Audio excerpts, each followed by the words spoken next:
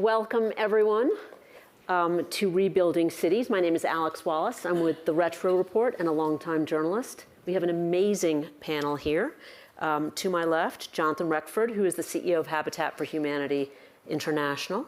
Next to him, Maimunah Mohd Sharif. She's the Undersecretary General of the United Nations and Executive Director of UN Habitat. Next to her, Mark Rose. He is the CEO of Avison Young. And next to him is Arjun Dhawan, who's the Executive Vice President of HCC. Just a little bit of context to set for the session. As we all know, cities around the world are in the process of rebuilding, whether it's because of geopolitical conflict, climate change, natural disaster, and other factors, including how cities have changed due to COVID. The question is, how can we, as multiple stakeholders, public, private, NGO, advance thinking about how we rebuild cities, either rebuild or build cities from scratch, to build in resilience, adaptation, social value, and inclusion into the reconstruction efforts? So I'm going to start with you, Jonathan. You have an incredible track record of going into areas that have been devastated. How do you all, besides assessing the damage, how do you begin to think about steps and prioritization in a large-scale need to rebuild? Thank you. It is great to be with all of you and all of you. One, I start with just humility. These are complex, and from a principal perspective, it has to be a multi-sector solution, you really can't address at scale without government taking a leadership role, certainly in terms of sponsoring and setting the enabling environment and defining the rules. You can't rebuild at scale without the private sector. They really have the best ability to build at scale. And I would argue you also need the voice of the people. So when we talk about public-private partnerships, the extra P we often is people. And I think civil society is critical in terms of amplifying the voices of the community, because if you're not careful, you can create solutions that actually aren't sustainable because the community weren't part of that decision process. We use a frame we call a pathway to permanence, which is there's a huge need for humanitarian assistance and a bridge to the long-term recovery, because sadly, the recovery cycle after a major man-made or natural disaster is 10 to 20 years. It's not there's no instant fix, and therefore, how do you deal with short-term housing needs, short-term health needs, all the different things that have to happen? But how do you do that with a lens towards the long-term recovery? Because sometimes the humanitarian actions can actually get in the way of helping communities move back faster into permanent development. And I'll just give two very quick examples.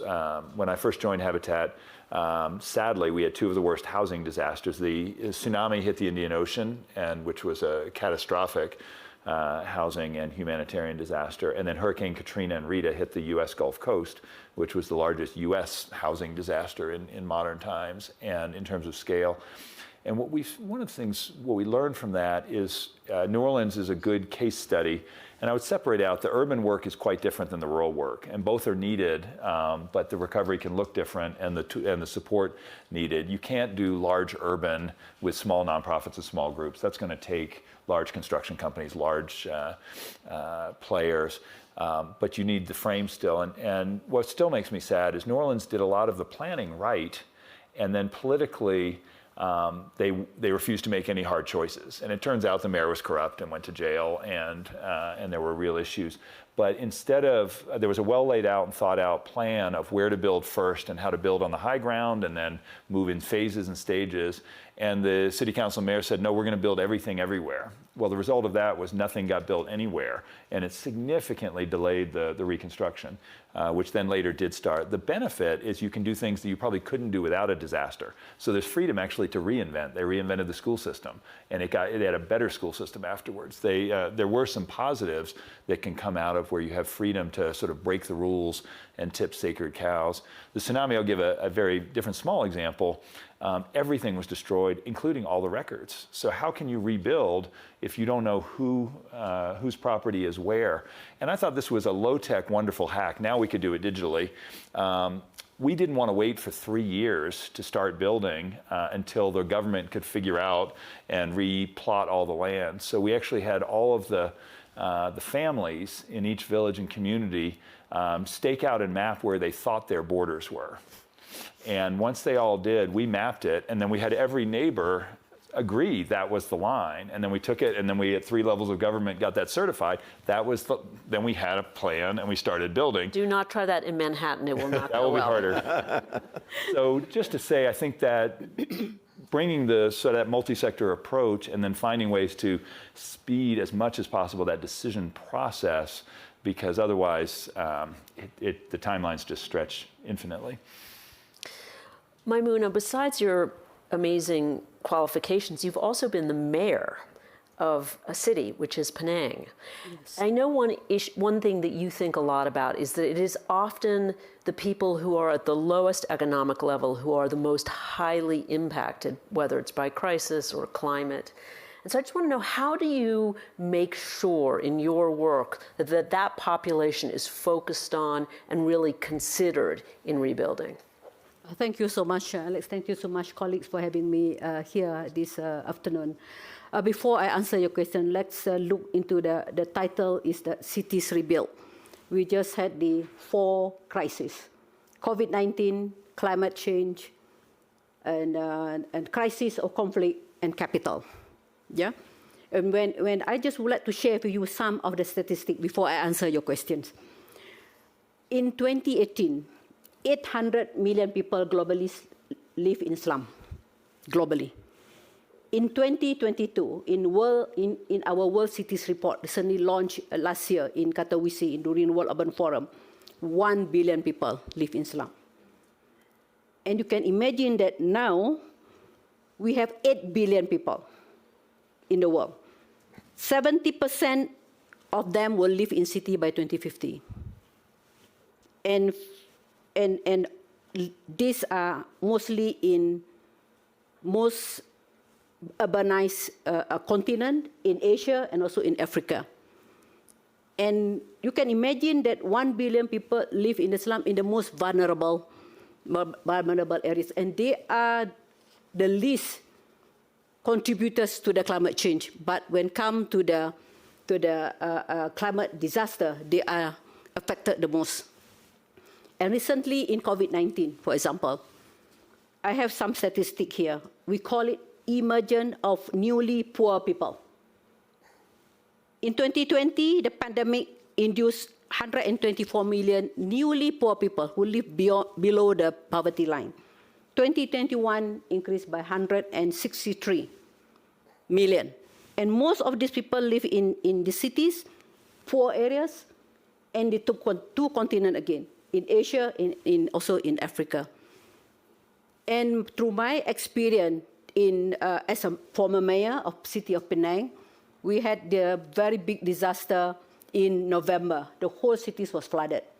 And as an executive director of UN Habitat, I had the opportunity to visit Mozambique after the Cyclone Idai, 1 month after the Cyclone Idai.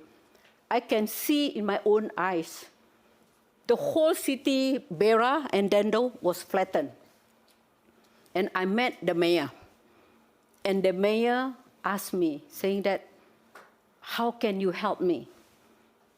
What is the most important things according to him?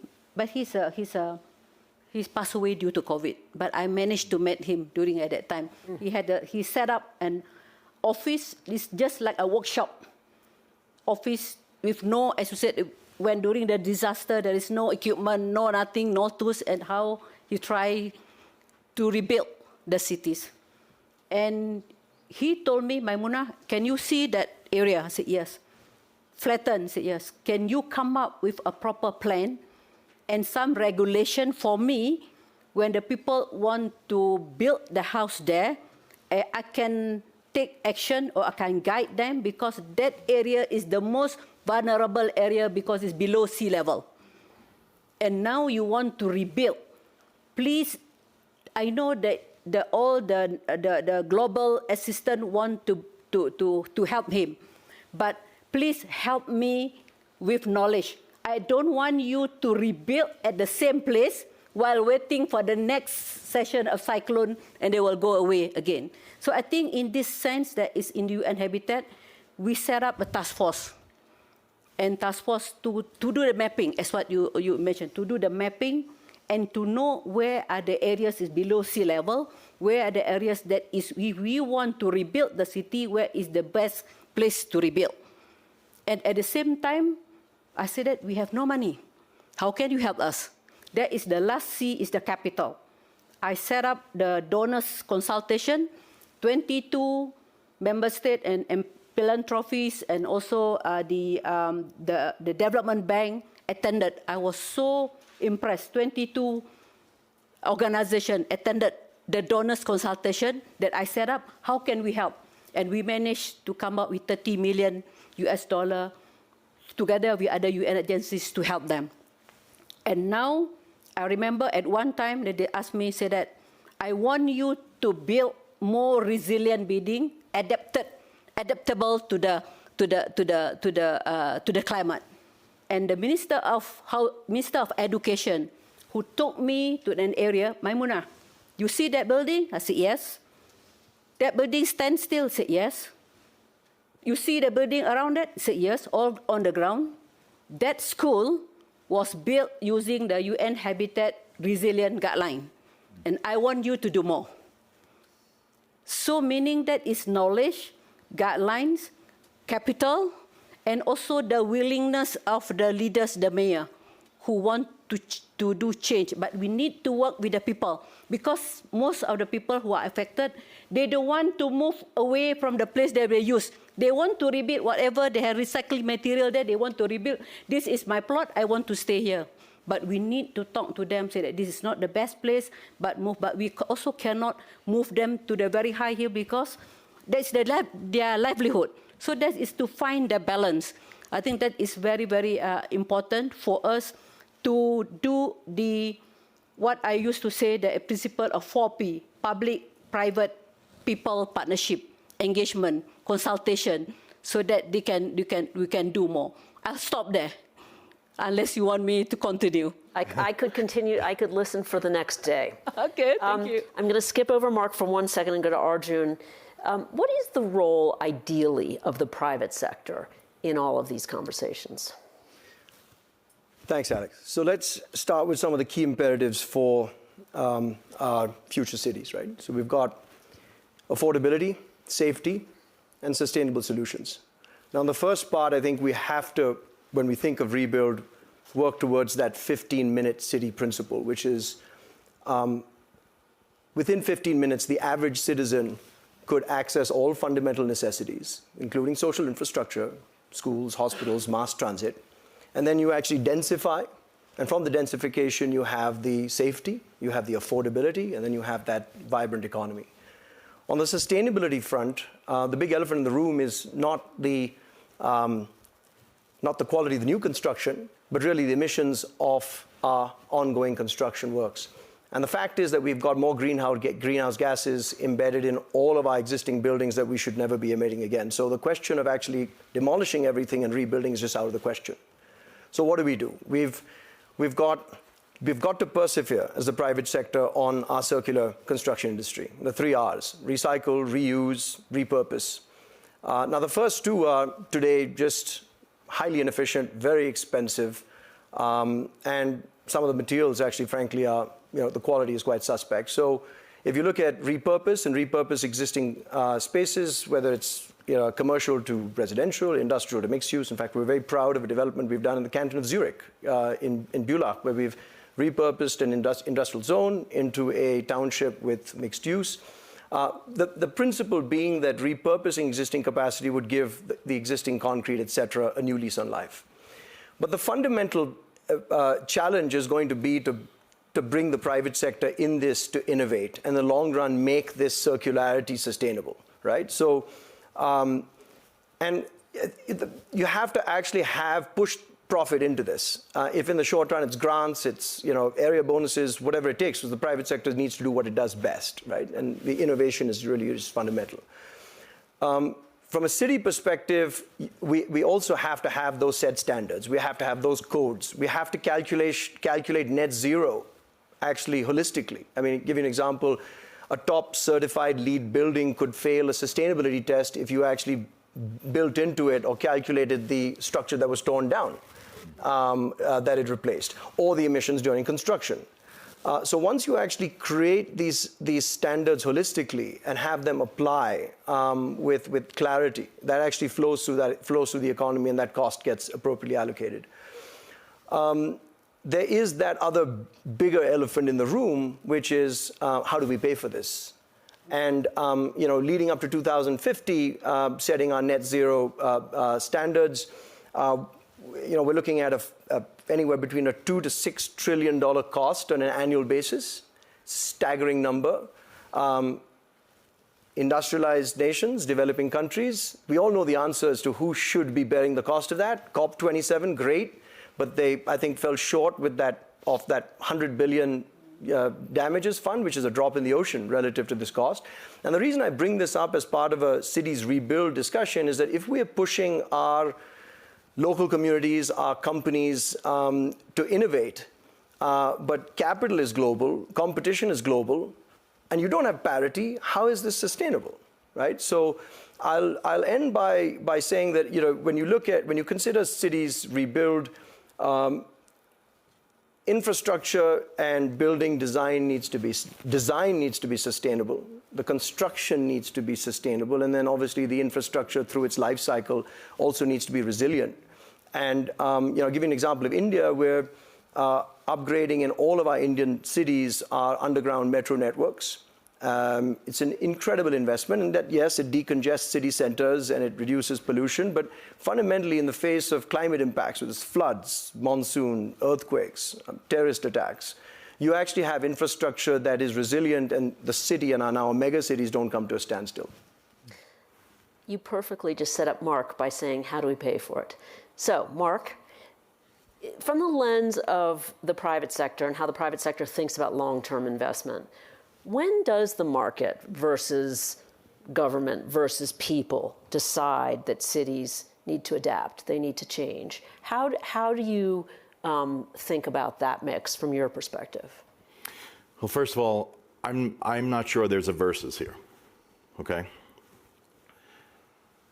Understanding the private sector and what their needs are. So, for example, returns. And it's not always popular, but if you're asking people for money out of the private sector, no matter where they are in the world, they're willing to take on risk on behalf of those who either have money or will give money, but they expect a return. And there are things that the private sector does extremely well. They move quickly. There's expertise. They can come in with capital. But as this great panel has brought out, and by the way, I could listen to my friend and sister all day as well. I mean, it's just, you definitely want to run out and go help after listening to her. The public sector plays such a huge role in this. And let's talk about a few examples. So at Avison Young, we were working on behalf of multinational corporations that when there was an explosion in Beirut at the port, there were critical facilities. There were things that we needed to do for people and do it immediately, but we didn't know who to go to. Fast forward to right now, we are working in Ukraine. We are scanning certain parts, and we know exactly who we're talking to. So that wasn't a request for money. As a matter of fact, we've had an incredible week supporting Ukraine and being part of the group, the CEOs for Ukraine. The commitment is unbelievable. But there will be things that, for example, in the early stages, we're going to need to discuss how to scan, build digital twins, and then 3D print pieces of buildings so hospitals and schools are up, and not just in the safer part of the country, but if there's a building that we can repair quickly to get people, again, back to their lives, this has to happen. And there's a clear plan there. Urban regeneration, if you're not working with cities in the public sector, how do you know what to build, or whether, most importantly, that you're going to be allowed? And Jonathan brought it up, right? After Katrina, you can have the best ideas. If you don't have the support of the policymakers, you're just not going to get it done. Now, do we get a little arrogant and say, hey, just approve what we want and let us go? Yes, that happens. And that's not an ideal answer either, okay? Because you can build, you should build, the private sector will always step up for its fair share, but it needs to make sure that it knows how to give some version of returns back to the people who are behind them and putting up the capital that has been brought up here. So that's really the major pieces. I look at right now affordable housing, and again, we've just spent a week in Davos having great conversations about affordable housing. Private sector is willing to step up, for sure. Tiny problem. The returns don't pencil out. Math. Okay? And so you say, well, they should just build at any returns. Well, yes and no, because capital isn't free. But the public sector could very well, anywhere from supplementing actual direct contributions to tax incentives, to maybe even a conversation around how can we give a green premium in recognition that's non-monetary that might be able to get somebody over those thresholds. How about if we recreate what yield is actually defined as? Because we know the crisis of those living in slums, that there's another crisis of affordable housing for low income, and for workforce housing, there is a crisis. Yep. And this can only be dealt with by the combination of listening to the people, so Jonathan's fourth P, getting our communities to participate in this, working with the private sector and working with the public sector. It is doable. And actually, I feel pretty good that I think we're moving there and we're going to get through this. That's so hopeful. Thank you. Jonathan, right before this, you told me a story about a picture which shows a city being devastated and only a few structures left standing. And I pair that with that I didn't realize Habitat did as much kind of pre-planning. Could you just tell that story and how it ties to Habitat's work? Yeah, the theme is there's adaptation and mitigation, and unfortunately with disasters, there tends to be a big response, both philanthropically and government, after a disaster. Much harder to get the investment on the front end before the disaster, and it's typically 5 to 7 times more efficient to invest in mitigation. And the story, we've actually seen this happen multiple times in multiple contexts, but a few years ago, there was a story all over the U.S. from Mexico Beach, and a hurricane had come in and clobbered the panhandle of Florida. And there was a picture where an entire neighborhood was just gone.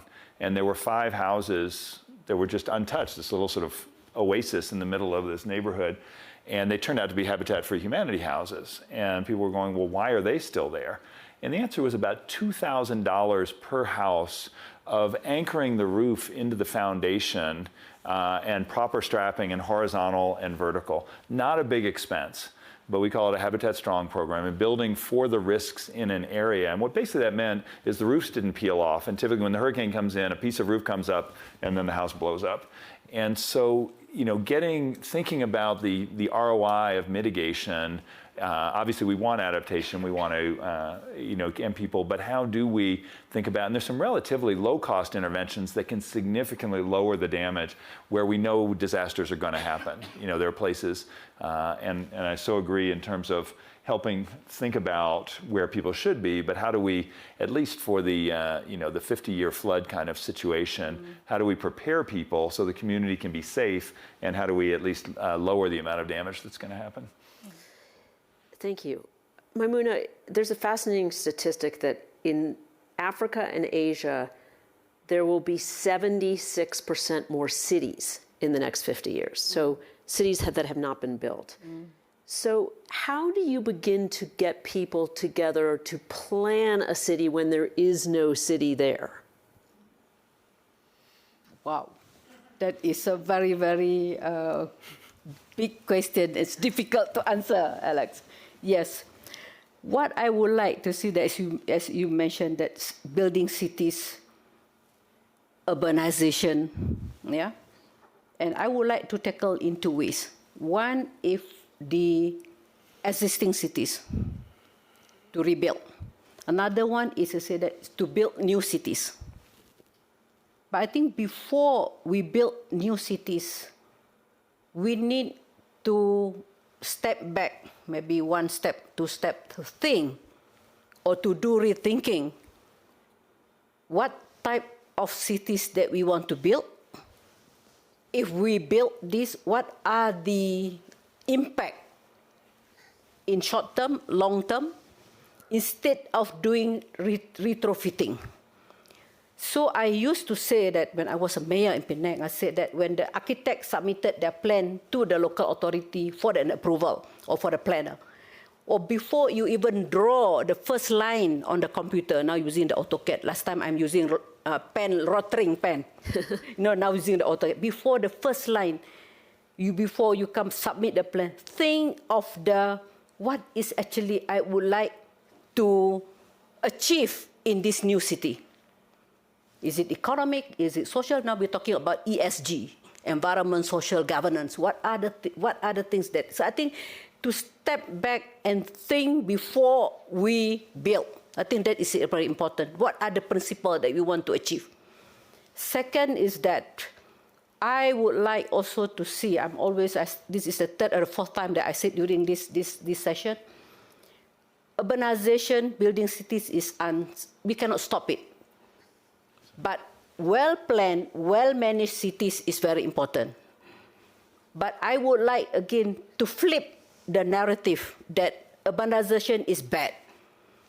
Due to urbanization, Maimunah, you inhabited, what are you doing? Because urbanization will cause urban sprawl, will cause pollution, will cause carbon emission, will cause poverty, and so on, the list so on. But if you look at the other side of it, in the city, where are all your headquarters in the city? I think it's all the big company, big bank, big investors, they are in the cities. There are talent in the cities. Why can't we use city, when you talk the urban regeneration, as the urban lab is the solution for the problem they are facing now? May it a climate change, may it carbon emission. So that this, to me, that's where the retrofitting and regeneration, because the talent is in the city. So I would like, if we can, maybe one of the outcomes of this World Economic Forum, to flip the narrative that well-planned, well-managed cities, sustainable urbanization is the answer to in fact, to mitigate the problem that we are facing now. So I think this is the two areas, and I would like to see that when we come to the rebuilding the cities, there is new philosophy coming in now with the compact city, 15-minute city, with the new ideas. So I think that what we would like to see is that I would like to share with you, before I end this, I'd like to share with you the outcome of our studies in 2021. 9 months after the COVID-19, the mayors used to say that it's the vaccine for the mayors. You said that we have vaccine for the COVID-19, but this study was a vaccine for the mayors. There are 4 areas. One is we have to look at the systemic poverty and inequality in the city. Second is to look into the urban design, complex, no more land use planning, traveling from work to it's just like mixed use, integrated planning. Third is to look at the new business model, the new social contract between the level, the national government, local government, and the people. And the fourth is we have to look at the governance.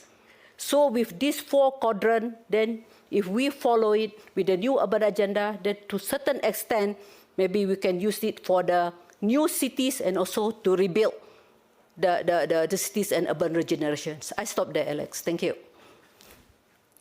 Wow.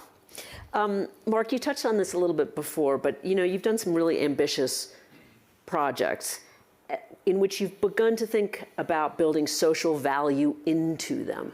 How do you think about social value as you do these large, projects that you're involved in? First of all, social value, and I just have to make this clear, has nothing to do with politics. Social value has to do with belief systems.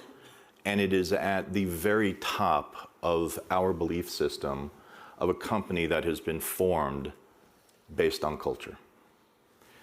We, many of us in this panel, have been here since the weekend and have signed up.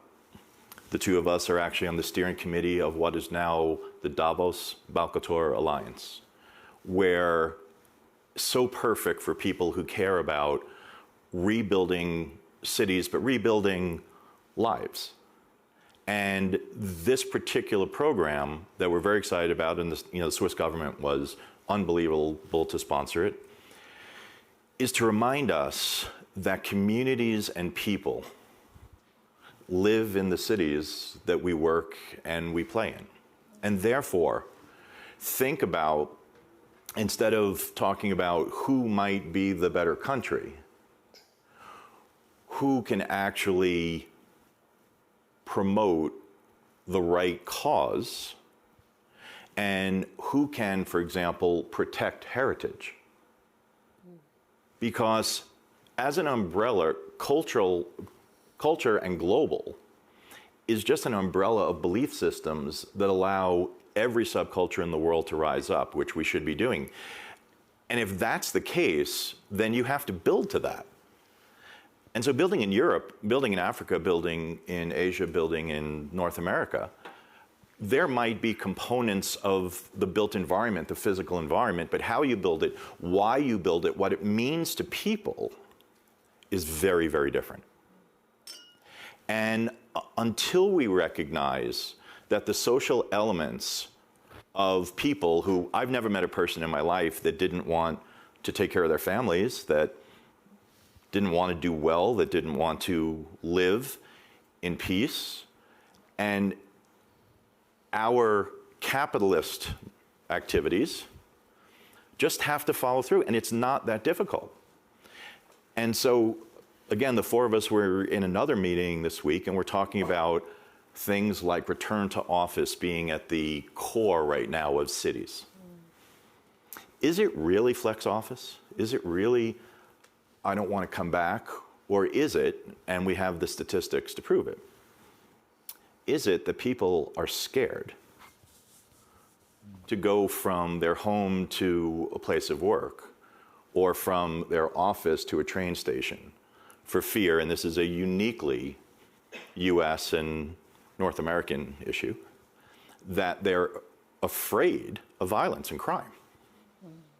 And so we have seen the UK come back. People are there, and that means retail's on, that means the first floors of buildings are lit up and you feel more safe. New York is coming back. It feels really good.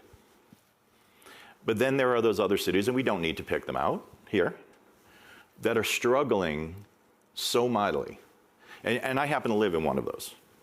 And my children live in one of those. And we're just trying to find a way to feel good about not only living in the city and feeling safe and moving around, but how, and it gets to the conversation we're having here, how do we invest in the communities that have been underrepresented and spread success and investment, which again will also help with safety and return. So it's a complex issue.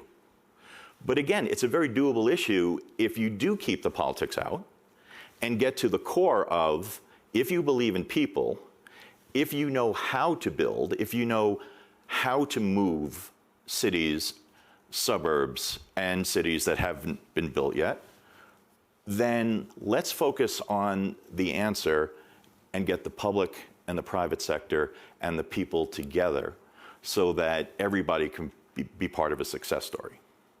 And by the way, they will make a lot of money too. It's a win-win. I'm going to come to you all for questions in a minute. I have one last question for Arjun.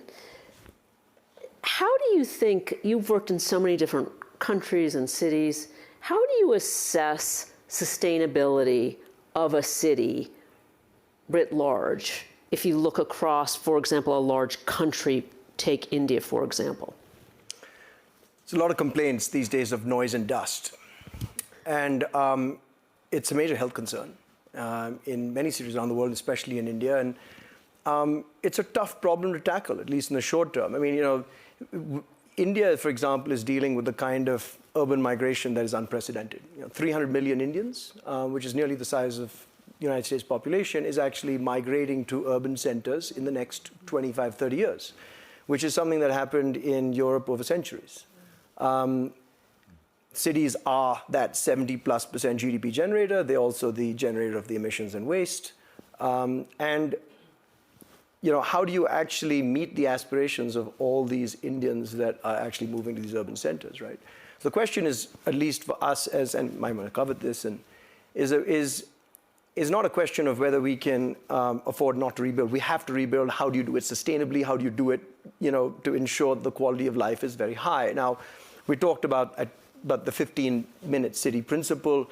But you know, what a lot of our Indian cities are doing today is we're upgrading substantially, for example, our underground metro networks, right? And connecting our mega cities. And the mega cities now, I define them as anything with 10, 15, 20, 25 million, you know, populations. We're connecting them with satellite towns, with suburbia, you know, so that you actually reduce the congestion in the city. And look, Japan did this beautifully in the 60s, all the way back in 1964 with Tokyo, with high-speed rail. And so India's following suit now. And what that does is improve affordability tremendously, quality of life tremendously for those that can actually commute into the major city centers where the major economies, at least today, are in the Indian cities. Another example, if you take the city of Mumbai, which is a coastal city, linear, limited landmass. We're now actually ringing the city with infrastructure, bridges, tunnels, so that, again, we can achieve that same purpose and actually access the incremental rings of development that are taking place outside of our urban centers.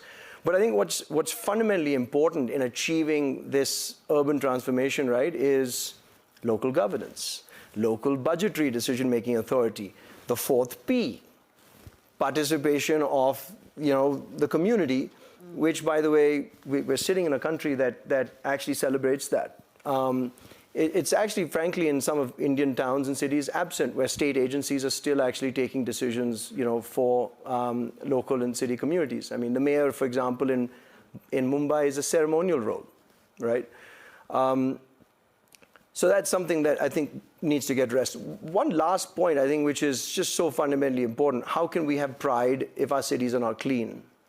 And, you know, India actually neglected this for decades until actually in the last 10 years, in fact, it was our Prime Minister that took this personally as a goal. And it's made a tremendous difference in terms of the pride and ownership of where we live today.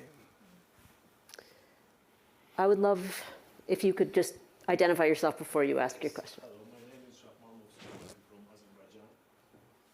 And thank you so much.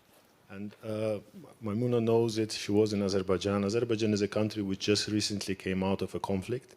And after the short war in 2020, we liberated our land, which was under occupation for 26 years. 700,000 people were displaced from those regions. And now we have an enormous challenge of rebuilding all those lands. It was devastated, completely razed to the ground. And we're talking about 7 cities, 15 towns, 800 villages that we need to rebuild. And these internally displaced people, they're sitting and waiting when we will do that. We have a very ambitious program of rebuilding those settlements. And within the next 5 years, we need to relocate about 100,000 people. The first village, we call it Smart Village, was opened and 200 first families has already been relocated to this place.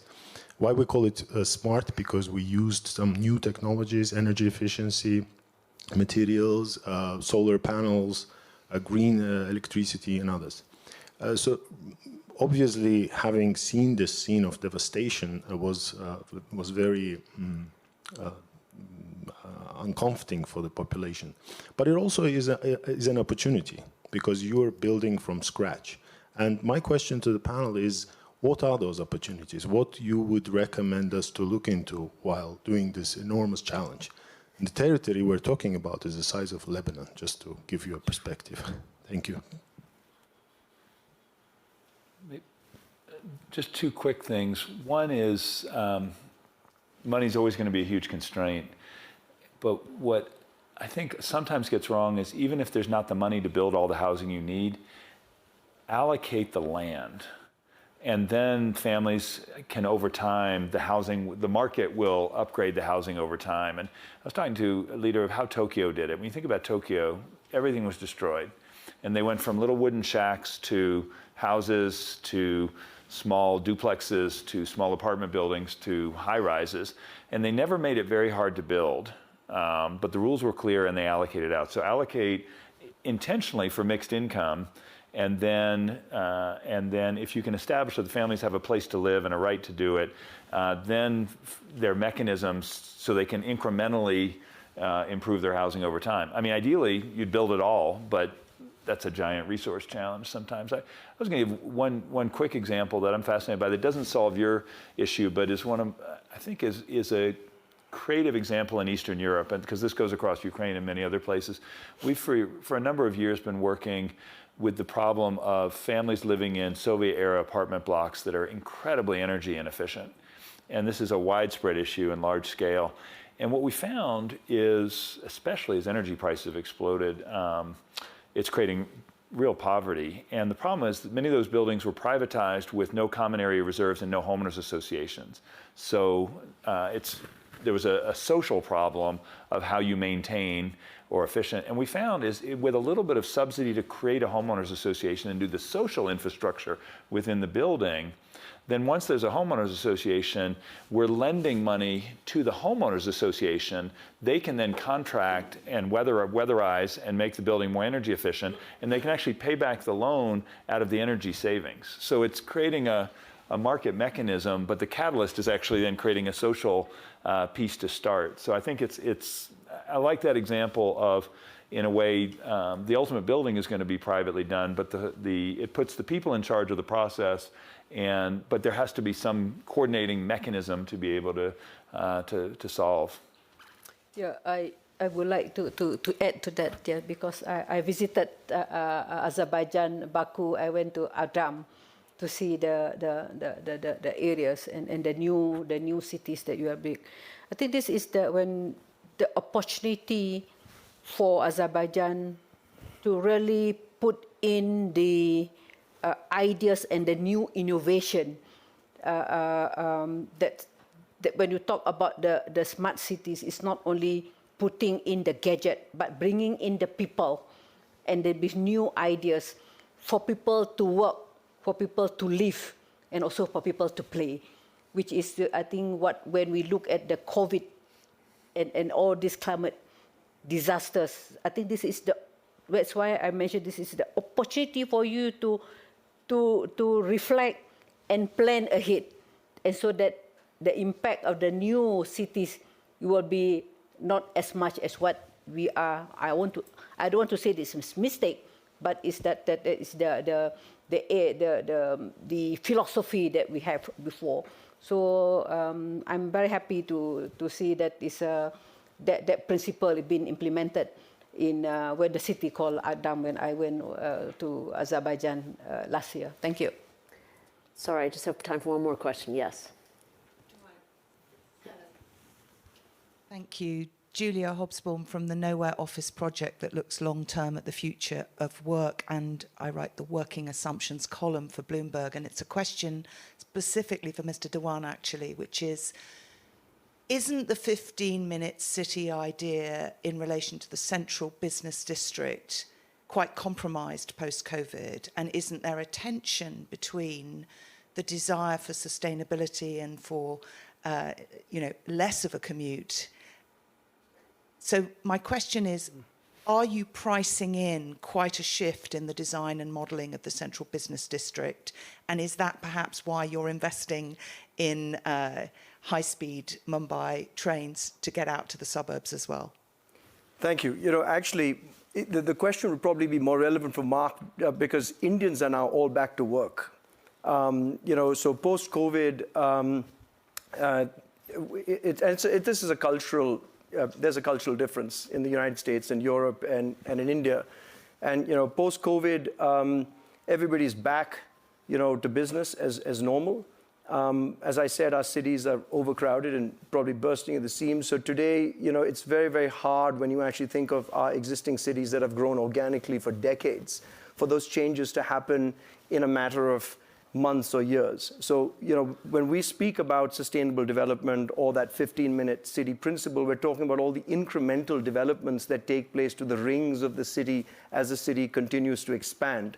That's the urban sprawl that we're talking about that is taking, doubling and tripling the size of our cities in a span of a very short period of time. So culturally, at least in India, there's not much change. I think the goal is to decongest our, city centers, push and actually move a substantial portion of our population that's living, for example, in slums to more affordable housing that is able to then commute back into the economic center of the city.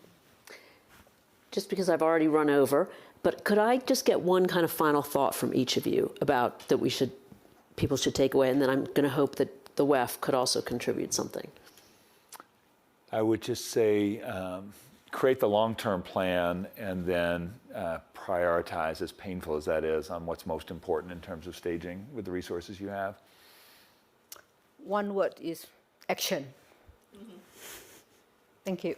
Amen.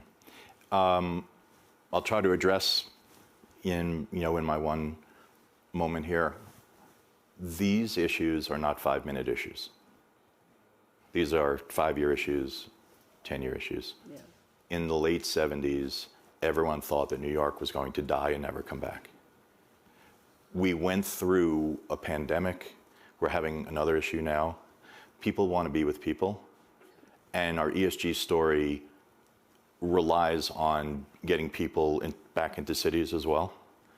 But we have to get away from some of the bad habits and some of the safety issues and think about ESG and the environment as you're bringing them back. But the city hasn't died. Just going to take a little bit of time. The takeaway? The takeaway is be a little patient, because what we found, and we've seen it this week, which is everybody wants an answer that happens tomorrow. Correct. That's not how this works. Yeah. Circularity, the 15-minute city, substantial private sector incentives to bridge this gap. And then finally, we start to try to live with less. We consume less. We tear down less. Great. Thank you all very much. Jeff Merritt from WEF has something you wanted to share with us. I'll just say, to wrap this up on behalf of the World Economic Forum, I think what you heard today is, to build better, to live better, we have to plan better. We have to plan ahead, we have to plan together, we have to act together. And as Mark alluded to, I'm so incredibly proud that we've begun to do that, to come together as a multi-stakeholder community. Earlier this week, 31 countries together with the business community, with civil society, announcing the launch of this new Davos Balcator Alliance, devoted to defining what this means to do better and to support cities and communities around the world as they prepare for the future. And I invite you all to be part of this. You can go to weforum.org/cities, and this will take an army. It will take all of us working together, but I am confident, particularly when I see all of these great leaders here today, that we will succeed, but it'll take some time. Thank you. Thank you. Great to Thank see you.